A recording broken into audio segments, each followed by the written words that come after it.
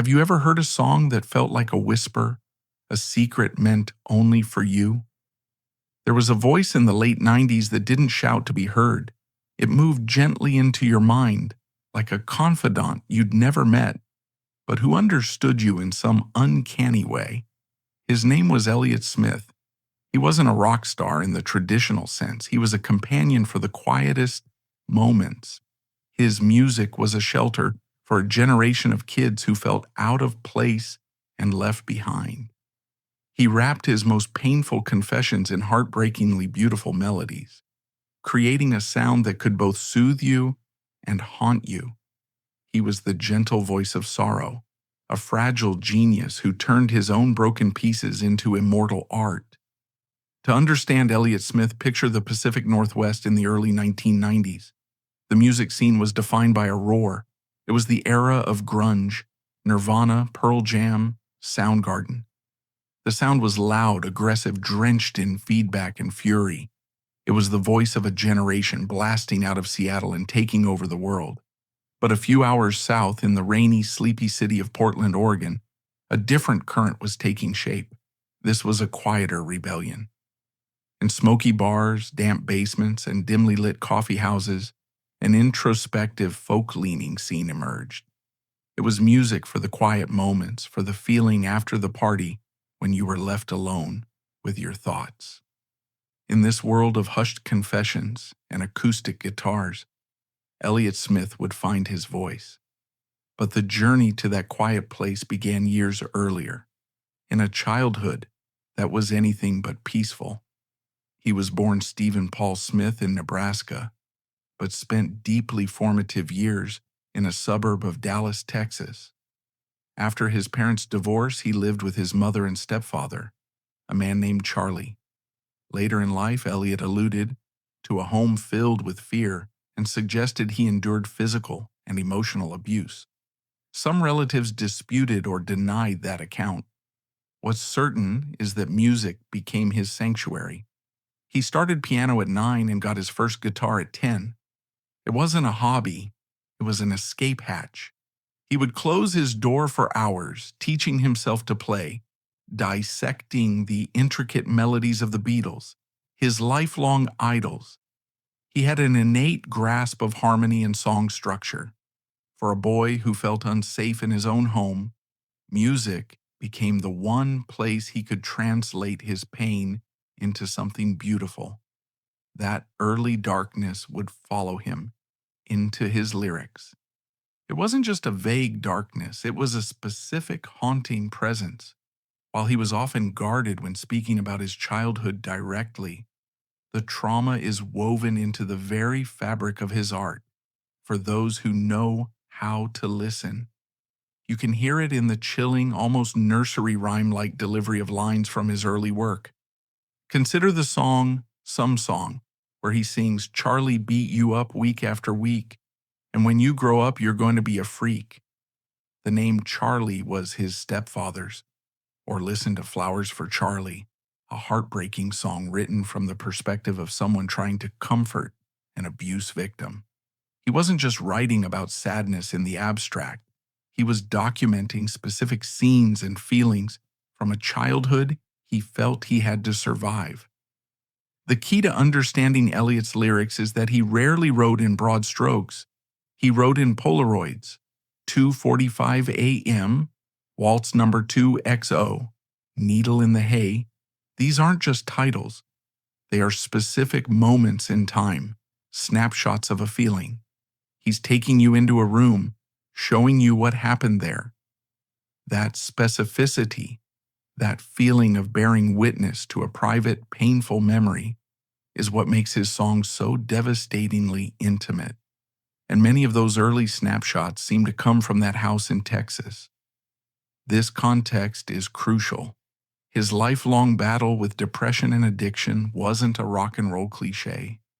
For Elliott, they were arguably coping mechanisms, a way to medicate a wound that was inflicted very early on. The ghost of that childhood home would follow him from Portland to New York to Los Angeles, a constant, quiet hum beneath the beautiful melodies. At 14, he moved to Portland to live with his father, a change that felt like coming up for air. He found a community and eventually formed a band called Heatmiser. If your mental image of Elliott is a man hunched over an acoustic guitar, Heatmiser will surprise you. They were loud, abrasive, fully embedded in the city's indie rock scene. He was a compelling frontman, but even there, a fault line ran through him.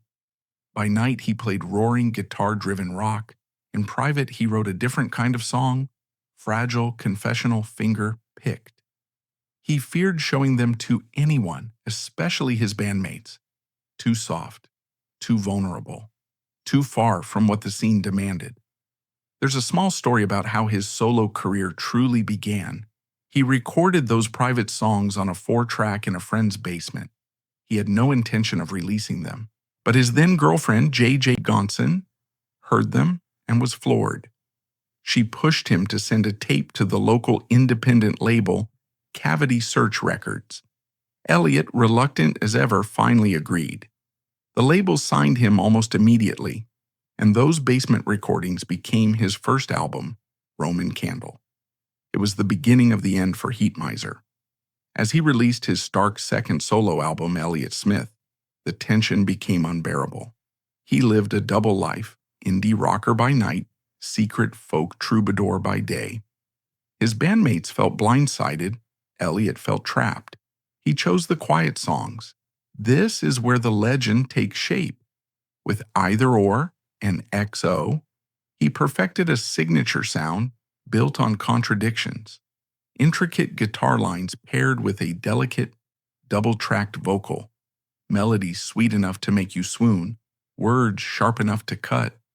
He wrote with surgical precision about depression, addiction, heartbreak, and abuse. The honesty was disarming. A line like "You're in a crisis, you're an avalanche" wasn't just clever. It felt like he had reached into your own chest and articulated a feeling you couldn't name. That candor forged a bond with listeners who carried their own unspoken weight. In Portland, another artist heard that weight. Director Gus Van Sant, an icon of American independent film, who chronicled lost souls at the margins. Van Sant felt a deep resonance between his characters and Elliott's songs. While making Good Will Hunting, a story about a mathematical prodigy hiding behind a tough exterior, he knew he'd found the movie's musical soul. He planned to use existing tracks from Elliott Smith and Either Or, but asked for something new as the film came together. From that request came Miss Misery, a spare confession of longing that became the film's emotional pivot. Then the most powerful gatekeepers in Hollywood paid attention. The Academy, long accustomed to grand pop ballads, nominated Miss Misery for Best Original Song. Suddenly, this intensely private musician was thrust into the most public spectacle on earth. The image of him at the 1998 Oscars remains surreal. An ill-fitting white suit, a short performance measured in seconds, a voice barely above a murmur, and then gone. To the world, it looked like a breakthrough. To Elliott, it was something else. He later called the experience surreal and ridiculous. Not validation, disruption. For a man who found comfort in the shadows, he had just been shoved onto the world's brightest stage. The spotlight he never wanted was now blinding. After the Oscars, he moved to Los Angeles, the city of dreams that became the geography of a nightmare. The pressure of recognition, the ready availability of drugs, and his lifelong demons converged. Depression, long a quiet passenger, took the wheel. Drinking worsened. Heroin and crack entered the picture. People who worked with him described the From a Basement on the Hill sessions as erratic, some days startlingly brilliant, others derailed by paranoia. The stories from those sessions have become the stuff of legend, painting a portrait of a man at war with himself. His primary collaborators during this period, producers John Bryan and later Rob Schnapf and Joanna Bolme, witnessed both extremes of his fractured genius. On his good days, he was unstoppable. Friends recall him arriving at the studio and in a single burst of energy, layering a dozen intricate guitar parts, a complex piano melody, and a multi-part vocal harmony, all perfectly mapped out in his head. He worked with a speed and precision that left seasoned engineers in awe. He was building cathedrals of sound. There were moments of absolute clarity where you knew you were in the room with a true genius, someone on the level of Brian Wilson or Paul McCartney. He could hear everything at once. He'd say, "I need a harmony here that sounds like a broken carousel." And you'd just have to try and keep up. The music from those clear moments was some of the most adventurous and beautiful he ever made. But the bad days were harrowing. Paranoia, fueled by his addictions, would take hold. He became convinced that his record label was trying to sabotage his work, or that people were spying on him. He would sometimes refuse to sing into a microphone, whispering his lyrics instead, believing they were bugged. There are stories of him showing up to the studio with a knife tucked into his waistband for protection, or building a makeshift shelter out of amplifiers in the middle of the recording floor. It was heartbreaking. You would see the brilliant musician disappear, and in his place was this frightened, tormented person. The work would grind to a halt. The tragedy is that the album he wanted to make was so ambitious, so grand in scope. He was pushing his sound into new, noisy, beautiful places. But the same demons that fueled some of that darkness were also making it impossible for him to finish the work. The unfinished album From a Basement on the Hill is a document of this battle.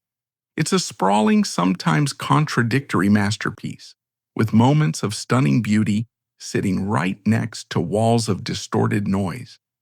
It is the sound of a brilliant mind fighting to create while simultaneously coming apart. Friends and collaborators tried to pull him back. There were interventions, drives to rehab, hard conversations. There were also stretches of sobriety, moments when he seemed to be winning.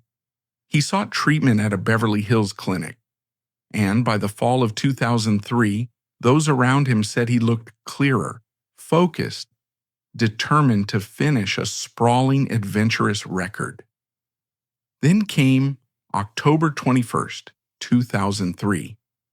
At the Lemoyne Street home he shared with his girlfriend, Jennifer Chiba, the two argued. According to her statement, she locked herself in the bathroom. She heard a scream. When she opened the door, Elliott was standing with a steak knife in his chest. She later told police she removed the knife before dialing 911. The call came in at 12:18 p.m. He was pronounced dead at 1:36 p.m. He was 34. A post-it note was found reading, "I'm so sorry. Love, Elliott. God forgive me." The authenticity of that note has been debated. For many stories, that would be the end, another brilliant artist lost to inner battles.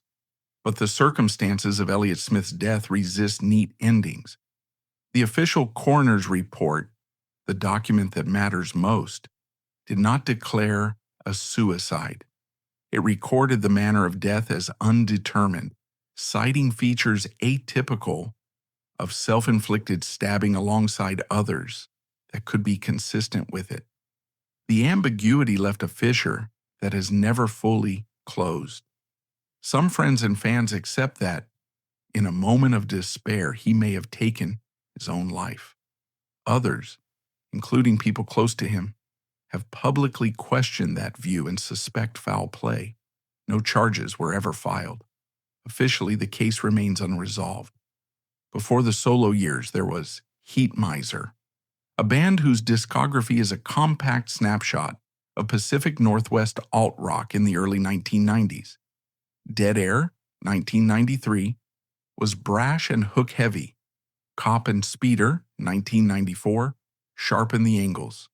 Mix City Sons, 1996, hinted at the dynamic range Smith would soon explore alone. If your introduction to Elliott was a bare, close-mic'd whisper, Heatmiser tells you something crucial. Volume never scared him. He understood rhythm sections that hit hard, guitars that bite, rooms that sweat. But even as the amps roared, he was bringing home a different kind of work. On a 4-track cassette machine in a friend's basement, a basement associated with his then-girlfriend and Heatmiser manager J.J. Gonson, he was building songs the way a watchmaker builds clocks, finger-picking patterns that carried both rhythm and melody, harmonies layered with near-surgical precision. He learned to double-track his voice, recording the same part twice and laying one against the other until they fused into an intimate chorus of one. That technique would become a signature, not to make the voice bigger, but to make it feel closer. Roman Candle, 1994, sounds like someone lowering their voice so you'll lean in. You can hear the room in the recordings. You can hear fingers on strings. It's lo-fi in the best sense of the word, a decision to capture the songwriting without polishing the edges off the feeling. Elliott Smith, 1995, refined that approach. The guitars are still wooden and close. The lyrics stare straight back at the listener. The songs do not dramatize pain, they catalog it. Then Either Or, 1997, a Hinge record. The arrangements grow wider, the melodies carry more light. Between the bars, Angelus and Say Yes become a triptych of vulnerability. The Beatles' influence is there, not as cosplay, but as a grammar he'd internalized. When he harmonizes with himself, it's not decoration. It's the inner argument of a person trying to hold themselves together. Major label resources can ruin a songwriter like Elliott Smith. In his case, they widen the canvas without washing out the lines. XO, 1998, is ornate but precise.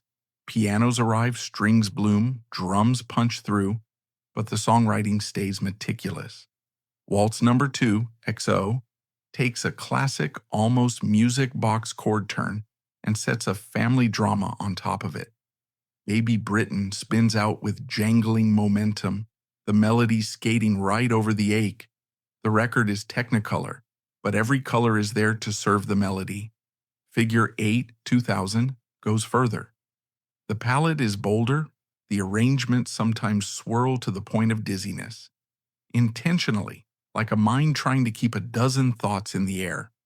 Tracks like Everything Means Nothing to Me stack pianos until they feel like a single pulsing instrument.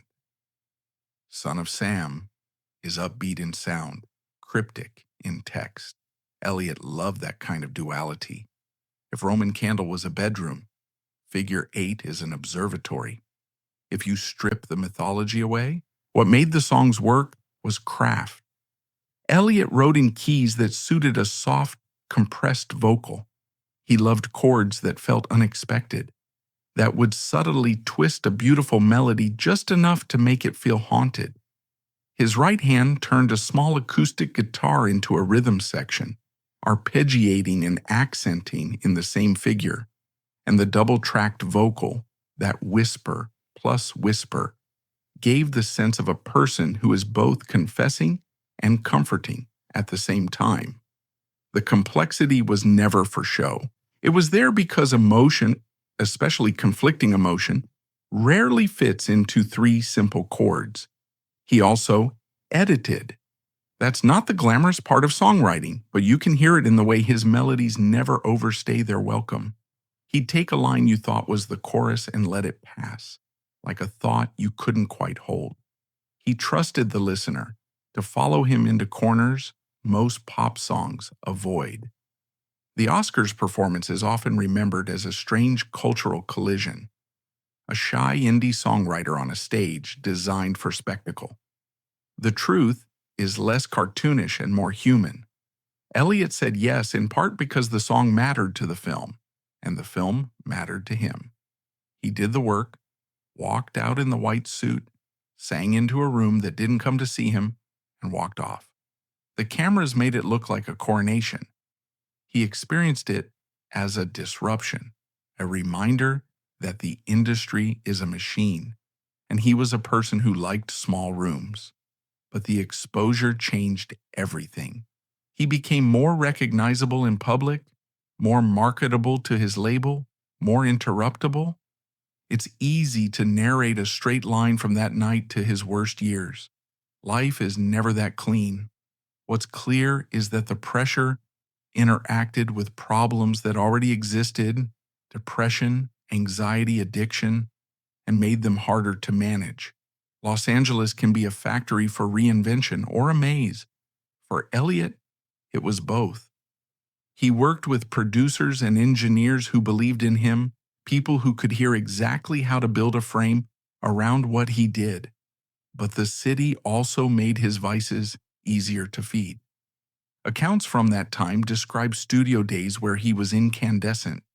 One-take guitar stacks, elaborate vocal arrangements mapped and executed with frightening speed, and other days where paranoia made singing at full voice feel like too much exposure.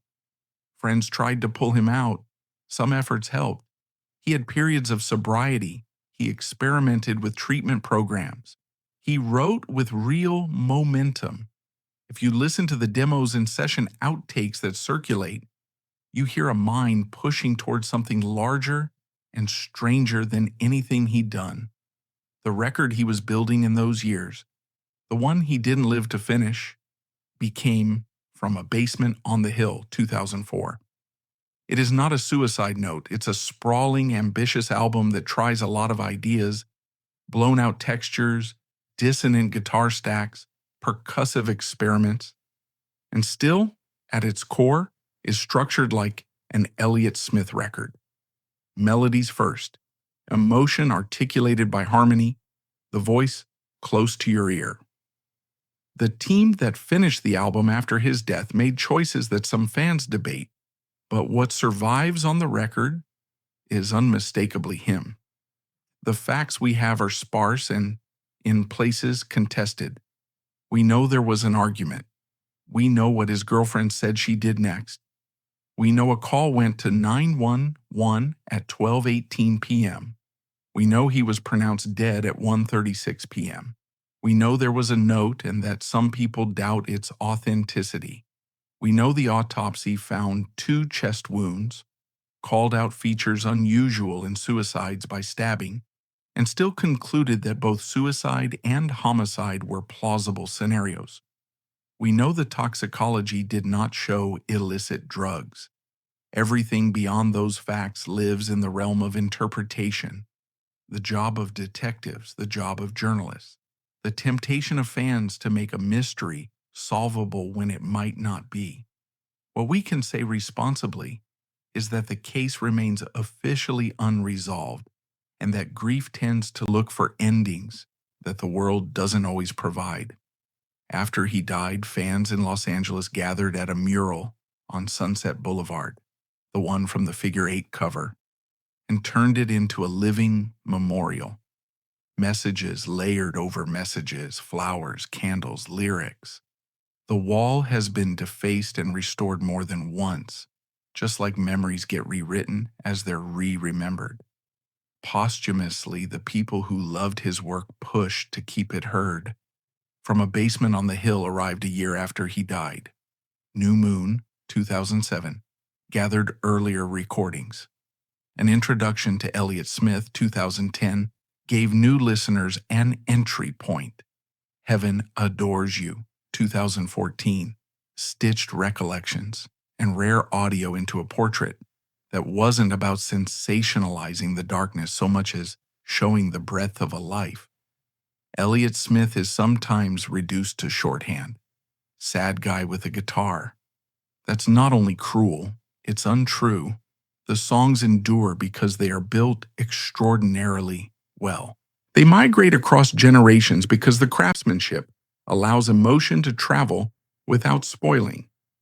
You can hear his fingerprints in artists who prize vulnerability and melodic intelligence, writers who let a line land quietly and trust its echo to do the work.